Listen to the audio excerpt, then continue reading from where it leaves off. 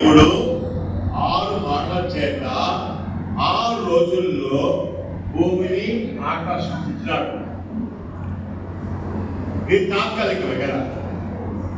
మన ఉద్యోగం వచ్చింది, రిటైర్ అయిపోయినాడు, అప్పుడే రిటైర్ అయిపోయాడు అంటే ఇవన్నీ కూడా తాత్కాలికమే కదా. చెప్పండి అందరూ, నా మాట విని అందరూ చెప్పాలా, నా మాట విని నన్ను పంపిన వాని యందు విశ్వాసం ఉంచువాడు నిత్య జీవం గలవాడు. నిత్య జీవము యేసు ప్రభు మాట విన్నా. నిత్య జీవము అంటే జీవం అంటే ఏంటిది? శాశ్వత జీవం. దానికి మరణం ఉంటుందా? మనం గ్రహించాలి. ఏ రోజు మనము మారుమనసు పొందినామో ఆ రోజు నుంచి నిత్య జీవం ఆరంభము. మనం గ్రహించాలా ఈ రక్షణ ఎంత గొప్పదని.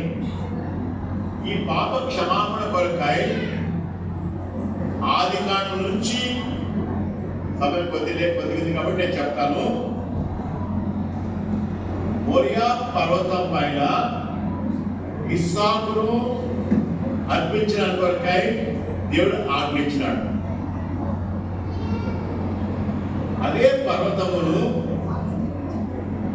దావీదు రాజు కొన్నాడు.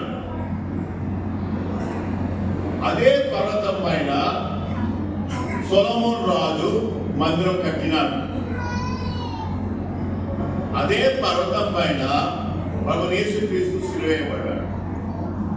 మనం గ్రహించాలా? మనము ఏది విశ్వసిస్తున్నామో సృష్టికర్త, ఇదేమైంది మతం కాదు, సృష్టికర్త కాబట్టి. కానీ మనం గ్రహించాలా ఈ గొప్ప రక్షణ ఎంత గొప్పదో. ప్రభువా, ఈ భూమిని ఆకర్షణ ఆలోచిస్తున్నావే, నన్ను రక్షించిన కొరకై అందరూ వేధించబడండి. అందరూ చెప్పండి, నాతోటి అందరూ చెప్పాలా? నన్ను ప్రేమించి నా కొరకు నన్ను తాను అప్పగించుకొనెను.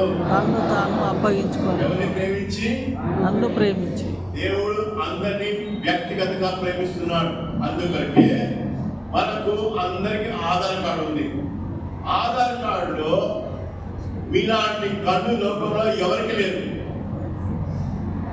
మీరు జపాన్ పోండి, చైనా పోండి, మీలాంటి కన్ను లోకంలో ఎవరికి దాని ఏంటంటే దేవుడు వ్యక్తిగతంగా అందరినీ సృష్టించినాడు. జ్ఞాపకం ఉంచుకోండి. మరి చెప్పండి, నన్ను ప్రేమించి నా కొరకు తాను అప్పగించుకొనెను. ఆది కాండం నుంచి ఏ విధంగా ప్రభువు యేసుక్రీస్తు వాక్యానుసారంగా ఆది కాండంలో మోషే, అబ్రహాము, ఇస్సాకును మోరియా పర్వతమును అర్పించబోయినాడో, అదే పర్వతమును దావీదు రాజు అరవున కళ్ళను కొన్నాడు. అదే కళ్ళం పైన సొలొమోను రాజు మందిరం కట్టినాడు. అది శిథిలమైన తర్వాత అదే కొండ పైన ప్రభువు యేసుక్రీస్తు మరొకరికి ప్రాణం పెట్టాడు.